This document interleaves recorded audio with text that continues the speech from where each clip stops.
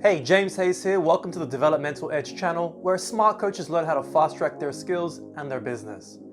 Today, we're going to talk about marketing funnels. What are they? Why should you want one? And I'm going to show you a 5-step process to you creating your very own so that you can have an automatic flow of clients and you don't have to go out there manually cold calling and hard selling. Sounds good, right? Keep watching.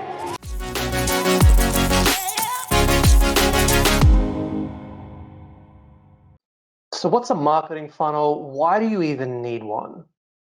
Let me demonstrate the value of a marketing funnel by drawing you a little something. I want you to imagine out there's a whole bunch of clients, but at the moment, they don't know you. And somehow we need to get them from I don't know you all the way over to I've bought your programs. Now, people don't just go from I don't know you to I've bought your programs. There's a bunch of steps in between. First, they don't know you, then they need to find out about you, then they need to like you, then they need to trust that you can actually solve their problem. And then when their problem hurts enough, when they trust that you can do it, when the time is right, they're ready to buy. So there's a journey that people go on.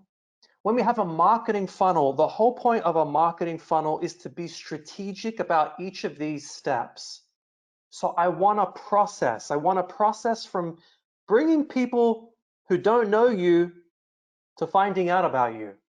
And then once they find out about you, we want to process to generate some they like you, they're interested in you. Now we want to build some trust, build some authority that you can actually do the thing that they want you to do, and then convert them from trust to closing the deal. So when we've got a funnel, we've got a system for dealing with each of these stages. And we're doing all of this pre-thinking and planning up front, which means we can be smart about it. We can put a little bit of effort in early in the piece. And then once we've got these steps right, these pieces of the funnel correct, then we've got clients on automatic flow. When we don't have a funnel, when we don't have a system in place, then forget about all of these steps and stages. Let's just get rid of all of that. We just start doing random stuff, random things. Like I'm gonna hand out my cards. I'm gonna go to some event. I'm gonna tell my friends and family. I'm gonna do this other thing.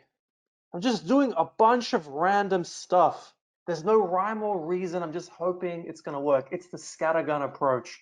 Throwing a bunch of stuff up against the wall, hoping it gets a result. There's nothing strategic about it. There's nothing systemic about it. So it creates a lot of hard work. And because you're doing all of this hard work and people aren't naturally building like and trust with you incrementally through time, you've got to do a lot more hard selling because you're trying to close people who are much more colder to you than if you had warmed them up with a system. So this is why a marketing funnel is really important, and this is some of the benefit that's going to help you achieve. So let's go ahead and design a funnel for you. I'm going to show you some cool steps and stages that I've taken straight from my Launchpad program. Let's head over to this part of the workbook. Now, as you can see here, I've broken down the steps and stages of the funnel very specifically. We've got 2 columns here. We've got the life cycle stages on the left. And on the right, we're going to do some thinking, some strategizing about how to target each of these stages. So on the left, what do I want my prospect to do? Well, step 1, I want them to find out about my business. I want them to know I exist because previous to me doing something, they don't know I exist. So here's the awareness stage, and I want them to find me.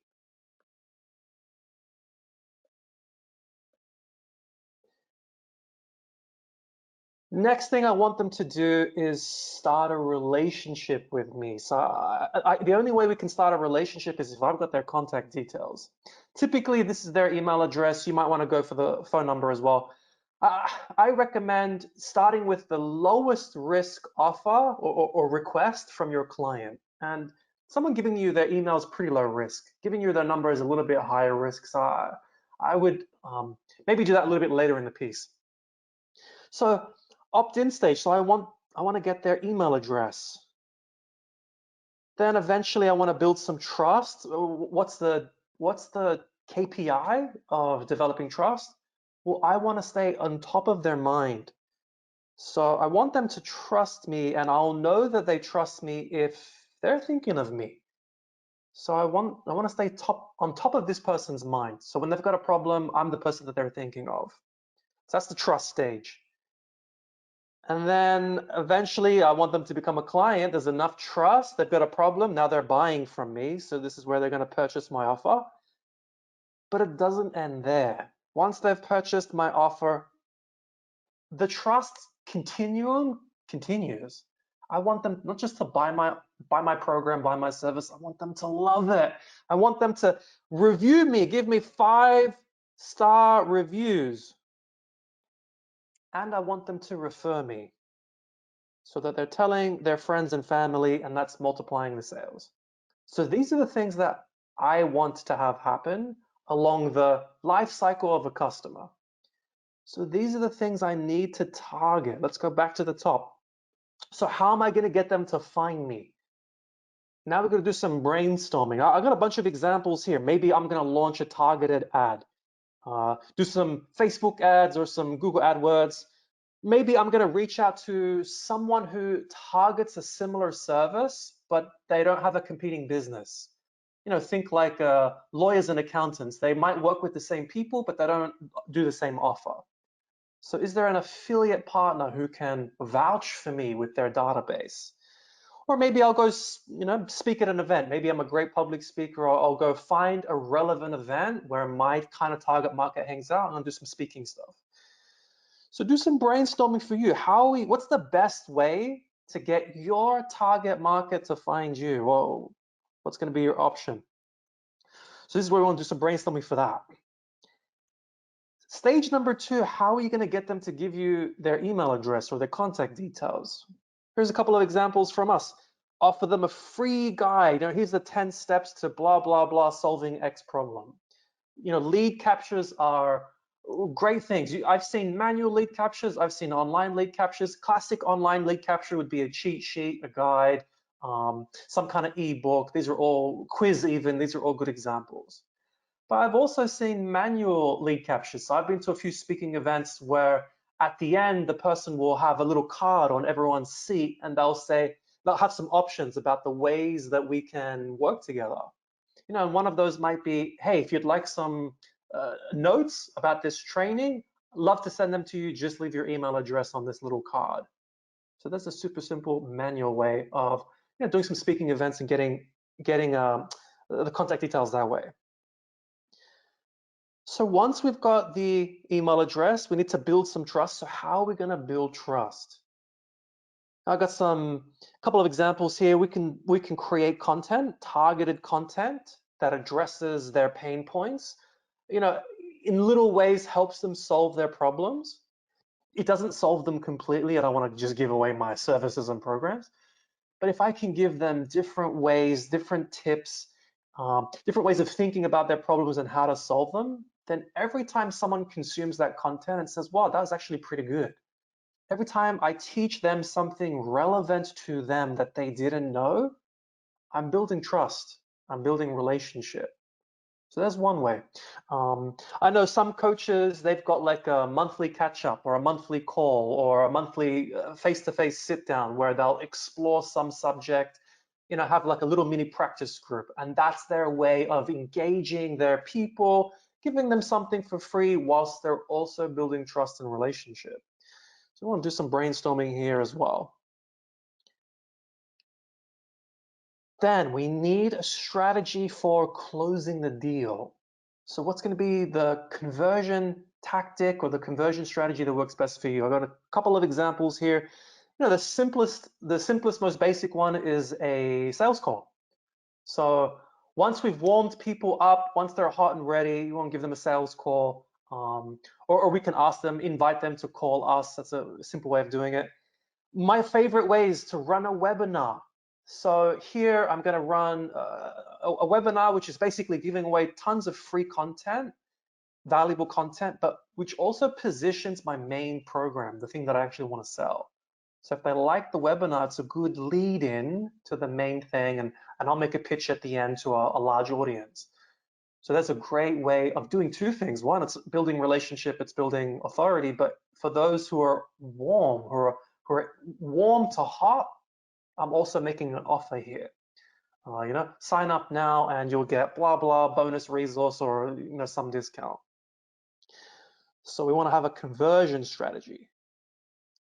Once we've converted, we need to have a review and a referral strategy. Don't just assume these things are going to happen. I need to target these things. So how am I going to get the person to review me at the end? Well, my favorite way of doing this is straight up deliver amazing, outstanding value, go over and above, and then ask. Every time I finish a program with a client, I'll reach out to them and say, hey, I hope you love the work that we did together. I certainly loved working with you. One favor I've got to ask for you, or one request, would you please refer me and review me? Here's a little link, I'll make it easy for them, super easy for them to do the review, but I'll also ask them to refer me. Hey, do you know any like-minded people just like you who've got a similar problem? I'm expanding my business, I'd love to work with them.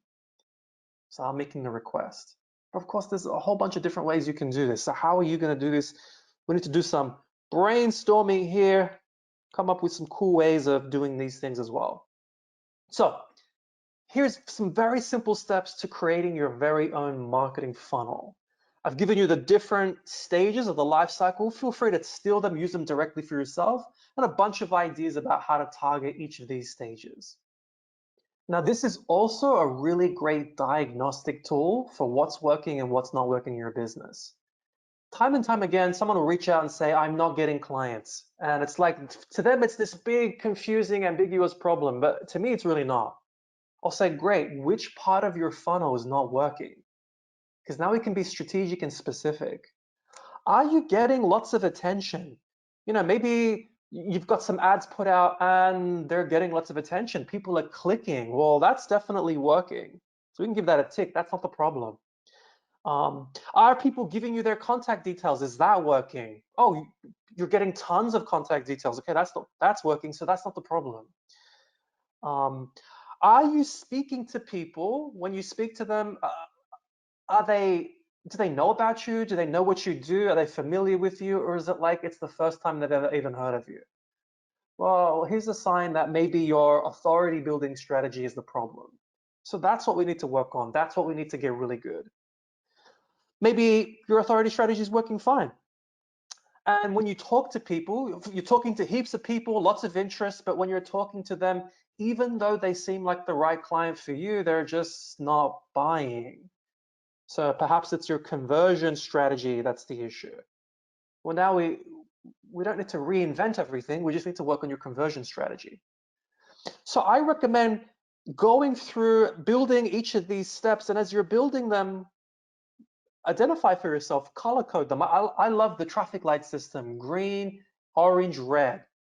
If it's working really well, we want to highlight it as green. So my awareness stage, my channel strategy, that's working really well. I want to make that green. My lead capture strategy, that's green. My authority building strategy, it's working sometimes. Sometimes I'm speaking to people who are really qualified. Other times I don't seem to be. So we're going to color code that as orange. And maybe when I finally do speak to people, I'm not converting them, so I'm going to make that a red. Well, your job is to make each one of these stages of your process. This is a really ugly color coding, but I want to make them all green. When they're all green, I've got a successful business. I've got a recurring pipeline of leads. I've got sales. I've got value that I'm delivering to people, and that's what we really want. So there you have it, 5 steps to creating your very own funnel. Rather than running around doing random high effort strategies, use this one system to get your clients from A to B, and you're gonna have a successful business. I'd love to hear from you. Which part of your funnel are you gonna work on first? You're gonna name it to claim it, so leave us a comment below and let us know. Now, if you liked this video, go ahead, hit the subscribe button. If you know someone who would appreciate the content in this video, spread the love, share this video with them. And as usual, if you'd like some cool extra free resources, check the links in the description of this video. That's it from me, gang. Stay hungry, and we'll catch you next time.